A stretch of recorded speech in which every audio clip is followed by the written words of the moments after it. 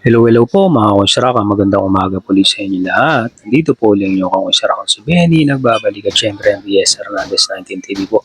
Welcome back po muli dito sa aking munting channel, sa mga dati na po nating mga subscriber, at syempre sa mga bago rin lang po dito sa aking channel. Maraming salamat po sa walang sawa niyong pagsuporta sa aking channel nga po. Mag-iingat na lang po tayo kung ano man ang gagawin natin at kung saan man tayo punta. Nga pala, update ko lang po kayo dito sa project namin na renovation nga po ng bahay nila Boss Brian nga po at ni Pastor Wilson.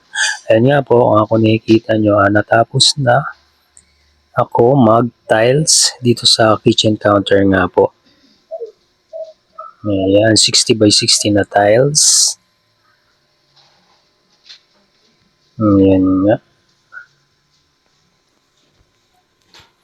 Nailagay na rin po yung mga tile trim, tapos meron na rin pong outlet para sa lutuan nga po ng rice cooker.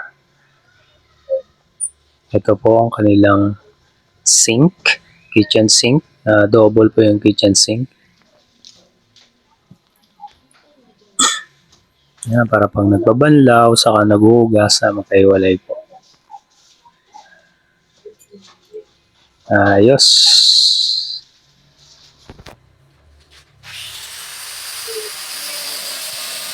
Galing.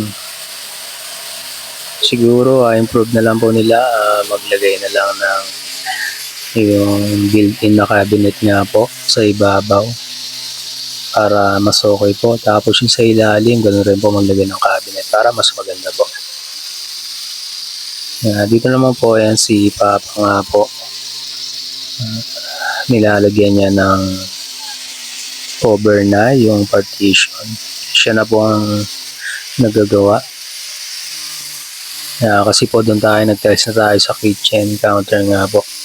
Si Papa na ang nagawa dito sa partition ng kwarto nga po. Yan po abang para sa electrical, sa switch.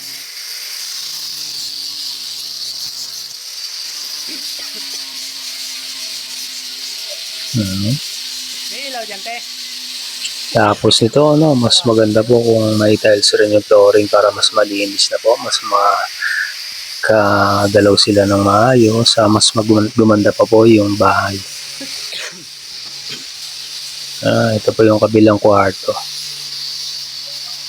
Ayan, kukubera na lang po ulit ng plywood niya po.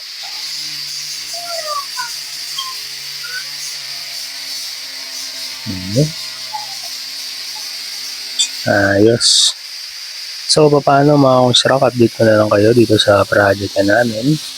Maraming salamat. Huwag niyo po kalimutan mag-like, share, at subscribe po. At syempre, click nyo rin po yung notification bell para update kayo sa mga next na video vlog ko pa pong mga gagawin. Muli po, bye-bye, God bless. Ingat po. Thank you.